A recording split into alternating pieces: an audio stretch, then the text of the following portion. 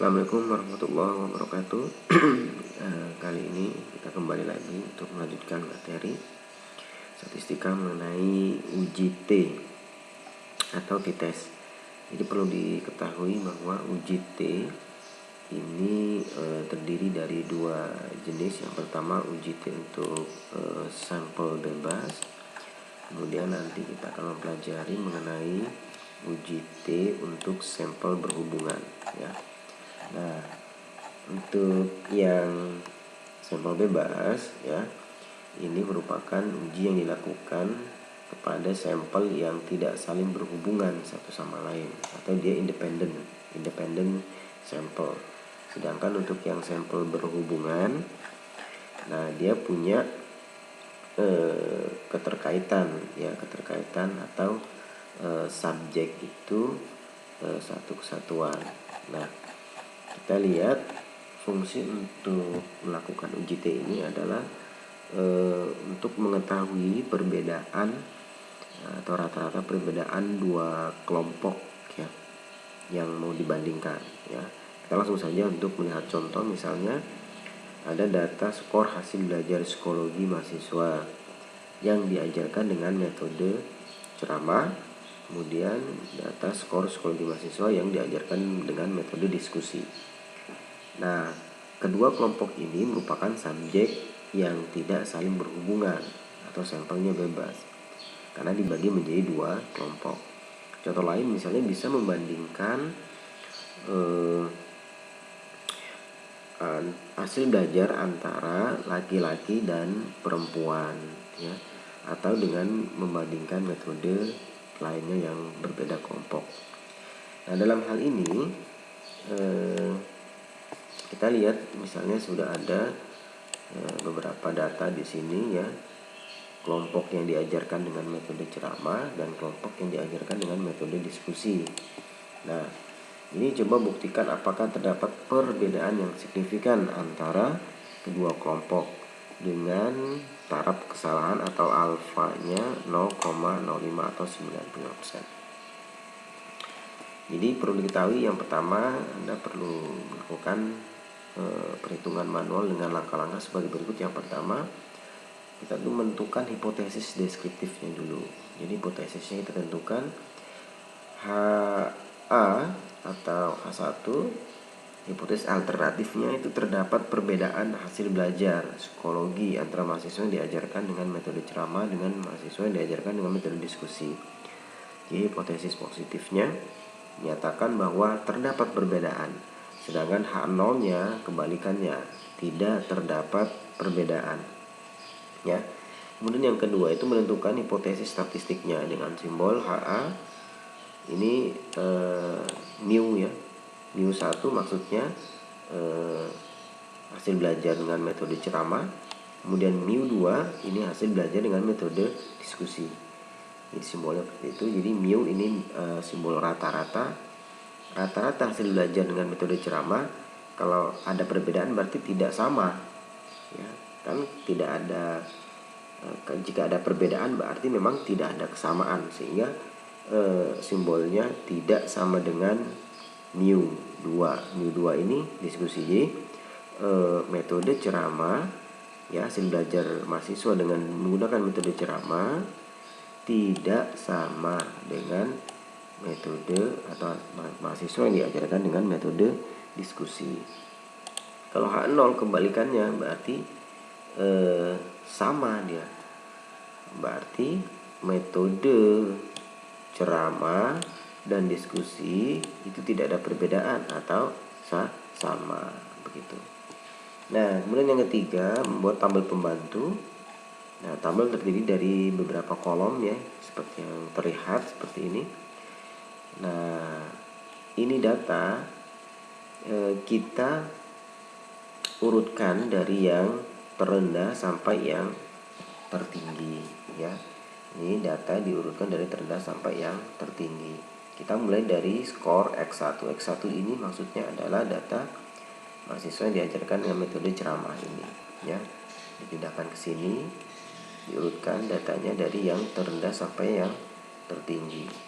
Kemudian ada frekuensinya, dibuat tabel kolom frekuensi di sini. Misalnya 22 itu ada berapa frekuensinya, bisa dicari di sini. 22 1 ya, tidak ada lagi yang lain, berarti dia 1, tulis di sini 1. 23 cari lagi, misalnya ada 1, tulis 1. 24 kalau ada 2 berarti tulis 2, dan seterusnya sampai kata habis, sudah selesai. Kemudian frekuensi dijumlahkan menjadi 20. Artinya data pada skor X1 ini ada 20 responden.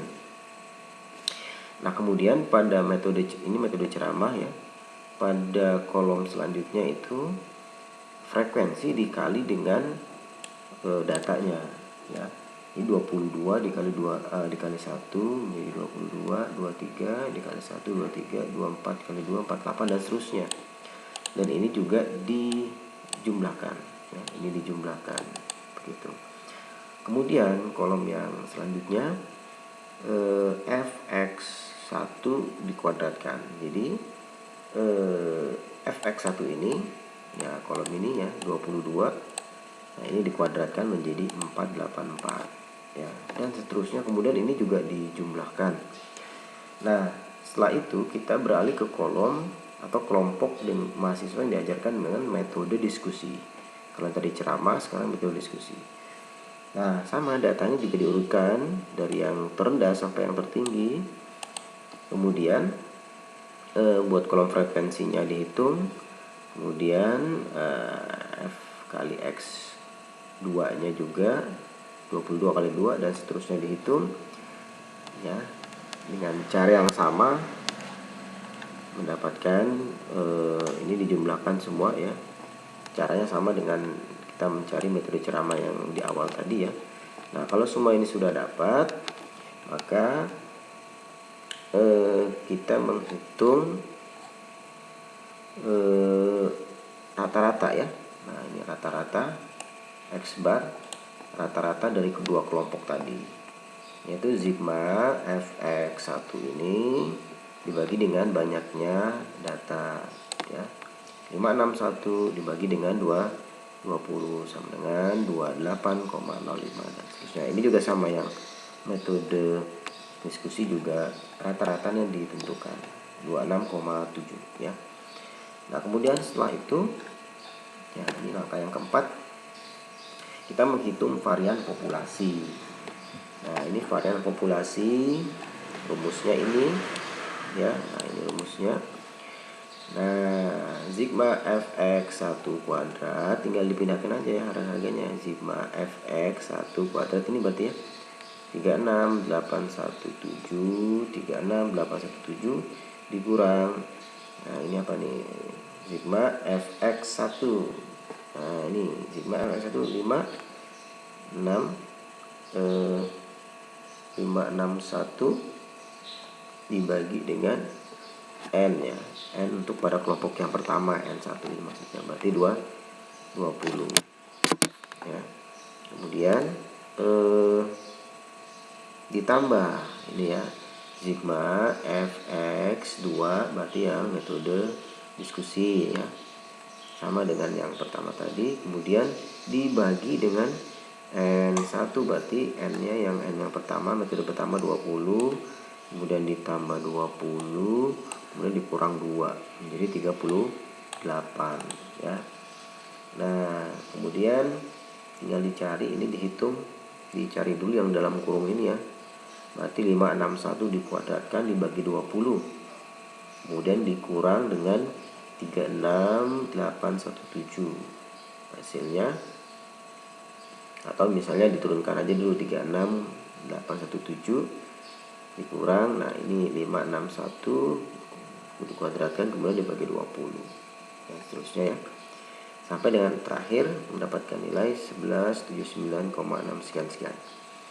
Dan yang kelima itu menghitung indeks rasio menggunakan rumus t-test. Nah, ini rumus t-testnya, rumus uji t-nya yang ini. Kita lihat. Nah, ini berarti ini rata-rata ini ya. Rata-rata pada kelompok yang pertama, rata-rata pada kelompok yang kedua, X1, X2 ini ya, yang tadi ya. Nah, 28,05 dikurang 26,07 dibagi akar dari, nah ini varian, ini tadi tuh varian varian yang sudah kita cari di awal tadi ya, yang ini 11,79 dibagi N yang pertamanya berapa tadi, 20, kemudian varian sama dibagi N yang kelompok keduanya juga 20. Di dalam hal ini jumlah sampel, jumlah data yang dibandingkan atau kelompok yang dibandingkan tidak mesti harus sama jumlah N-nya, jadi bisa berbeda. Oke, ini udah diturunkan 28,05 dikurang 07 1,35 dibagi akar dari penjumlahan ini, dan didapatlah hasil 0,124 ya. Nah ini T hitungnya ya, ini T hitung. Kemudian yang selanjutnya kita membandingkan nilai t-test dengan tabel distribusi T ya, dengan T tabelnya. Berarti nilai T hitungnya, t-testnya kita dibandingkan dengan T tabel dengan menentukan derajat bebas terlebih dahulu. Ketentuan untuk menghitung derajat bebas itu nih, ini rumusnya ya. Nah ini rumusnya. Nah N1 N, jumlah N pada kelompok yang pertama ditambah dengan N yang kelompok kedua dikurang 2, yaitu 38 ya. Ini 38. Untuk nilai DB 38, nah ini kita buka, saya sudah kasih tabel T-nya ya. Nah, ini tabel T. Untuk N derajat bebas DK 38, ini kan nggak ada di sini ya. Tidak ada di sini. Berarti 38 itu terletak antara 30 dan 40. Nah, maka kita melakukan yang namanya interpolasi ya. Nah, kalau tidak mendapatkan angka yang sama persis di tabel T, maka kita melakukan yang namanya interpolasi dengan membagi dua jumlah DB 30 dan 40. Nah ini kita menggunakan taraf signifikansi 0,05 ya, dengan cek dulu sini. Taraf signifikansi kita 0,05 ya. Nah, yang atas, ini yang atas untuk uji satu pihak. Nah, yang bawah untuk uji dua pihak. Nah, maka kita pakai yang alfa yang bawah ini, uji dua pihak atau two-tailed test. Pakai yang bawah ini berarti mulai dari sini 0,05, 0,20, 0,10. Nah, ini di sini 0,05. Berarti tabelnya yang di sini. Tadi hasilnya itu 38, karena 38 kan nggak ada ya. 38 berarti antara 30 dan 40. Nah ini ya, antara 30 dan 40 berarti ini 2,042 ditambah 2,02 kemudian dibagi 2. Nah ini 2,042 ditambah 2,021 dibagi 2, maka nilainya menjadi 2,031. Ini T tabelnya. Kalau misalnya Anda menemukan derajat bebas atau DK-nya itu pas, tepat ya, Anda tidak perlu melakukan interpolasi. Tapi kalau misalnya tidak ada di tabel, maka dilakukan interpolasi di mana perkiraan data tersebut. Kemudian yang ketujuh ya, kita melakukan pengujian hipotesis ya. Ini membandingkan. Nah, ini jika nilai T hitung lebih besar daripada T tabel, maka H1-nya diterima. Berarti ada perbedaan. Jika T hitungnya lebih kecil, maka dari T tabelnya, maka H0-nya diterima. Berarti tidak ada perbedaan. Nah, dalam hal ini kita lihat nih. Nah, T tabelnya kan, T hitungnya kan 0,124 nih, 0,124. Kemudian ternyata ini lebih kecil dari T tabelnya 2,03, sehingga kesimpulannya tidak terdapat perbedaan hasil belajar psikologi antara mahasiswa yang diajarkan dengan metode ceramah maupun mahasiswa yang dengan metode diskusi. Jadi nggak ada perbedaan yang signifikan. Jadi kita tidak bisa mengatakan bahwa metode ceramah lebih baik daripada metode diskusi, atau sebaliknya metode diskusi juga lebih baik daripada metode ceramah. Itu kesimpulannya ya. Nah, yang selanjutnya kita beralih ke UJT untuk sampel berhubungan. Nah, ini UJT untuk sampel berhubungan. Nah, ini contohnya berikut ini merupakan data hasil belajar mahasiswa pada mata kuliah statistika sebelum dan sesudah diajarkan dengan metode diskusi ya. Jadi metode yang diajarkan cuma diskusi aja dan hanya dilakukan pada satu kelompok saja. Perbedaannya hanya pada awal atau pre dan post test. Jadi si peneliti itu terlebih dahulu memberikan pretest kepada mahasiswa ya. Setelah itu dilakukan treatment, dilakukan perkuliahan dengan menggunakan metode diskusi. Nah, setelah perkuliahan berakhir, maka dilakukan pengukuran kembali atau post test. Nah, hasil pretest dan post test itulah yang nantinya akan dibandingkan. Nah, begitu ya. Ini contohnya kita sudah dapat hasil pretest dan post test sudah ada di sini. Nah, ini N-nya ada 15 ya. N-nya ada 15 di sini. Dan data-datanya sudah ada juga. Datanya nggak perlu diurutkan dari terkecil sampai yang tertinggi atau sebaliknya ya. Nah, kita tinggal nambahkan aja kolom D ini ya, yaitu yang pertama X1 dikurang X2, 75 dikurang 80 min 5, 71 dikurang 80 min 9 dan seterusnya. Dan ini dijumlahkan. Data ini juga dihitung rata-rata, maaf, ini jumlahkan, ini hitung rata-ratanya ini ya. Cara mencari rata-rata sudah paham ya. Jadi ini dijumlahkan semua, 75 tambah 71 sampai 57 dijumlahkan, kemudian dibagi dengan banyaknya data 15, dapatnya 66,3. Ini juga sama, rata-ratanya dicari. Sedangkan yang ini cukup dijumlahkan aja. Ini juga sama, cukup dijumlahkan saja ya.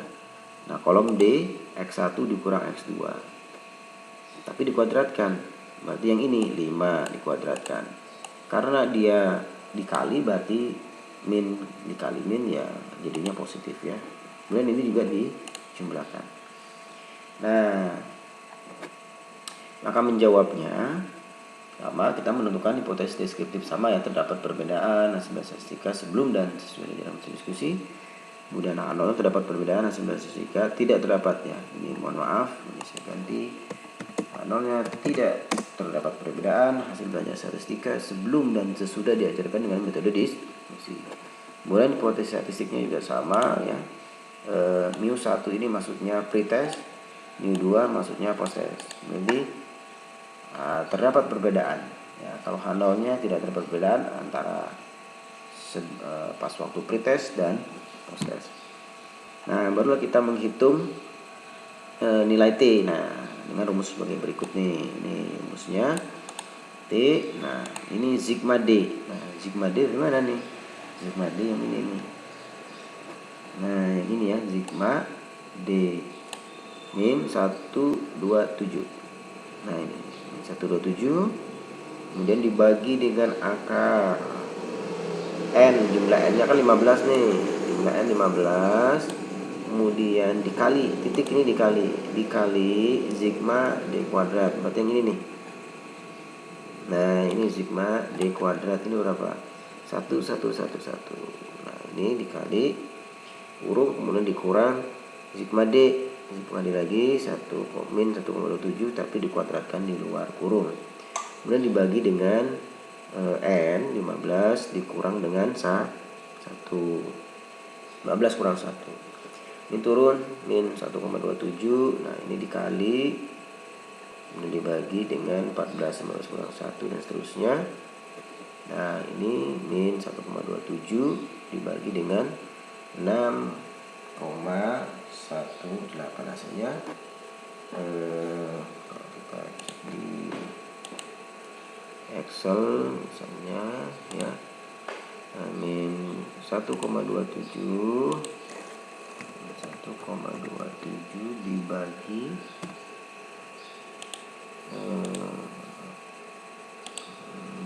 dengan 6,18.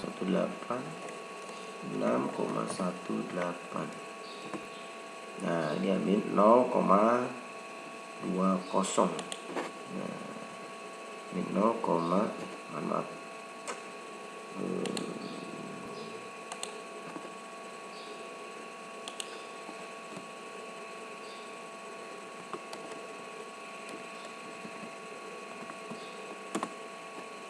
Saya cek dulu.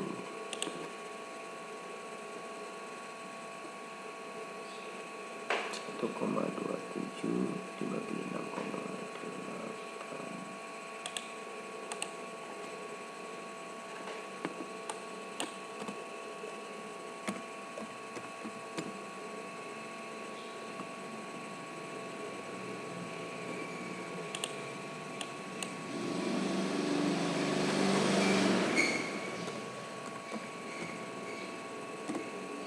Nah, ini ya 0,205 ya. Di sini 6,18.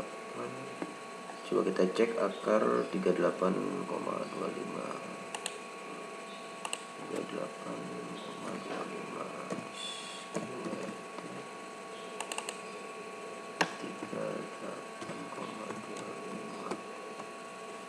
6,18. Oke, 6,18. Oh, ini ya komanya yang hilang ya. Nah, min 127.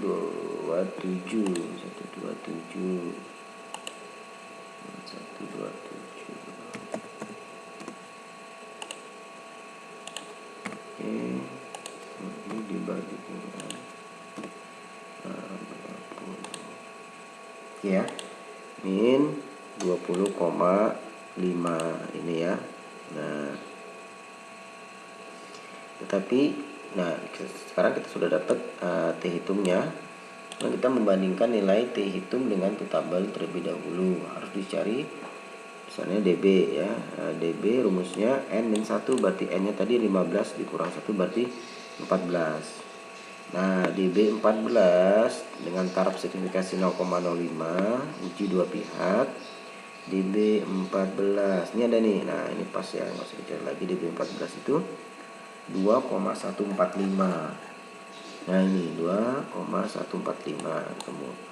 Nah, kriteria pengujiannya T hitung lebih besar daripada T tabel ya. Kemudian kalau T hitung lebih besar daripada T tabel, maka H1 diterima, artinya terdapat perbedaan. Kemudian T hitungnya lebih kecil, maka tidak ada perbedaan. Nah, di sini kita lihat nih, T hitung ya, ini walaupun dia minus, ini dianggap positif ya, dianggap positif, artinya dia punya nilai positif mutlak ya, begitu. Jadi walaupun dia minus, ini bukan berarti dia kecil, dia dianggap positif ya kan. Nah, jadi kesimpulannya T hitung 20,55 bukan dia 20,55 itu karena dia dianggap positif berarti lebih besar daripada tabelnya yang 21,45, sehingga terdapat perbedaan antara pretest dan post-test, sehingga bisa kita nyatakan bahwa metode diskusi efektif ya untuk meningkatkan pembelajaran statistika pada mahasiswa begitu. Baik ya, begitu. Terima kasih atas perhatiannya. Wassalamualaikum warahmatullahi wabarakatuh.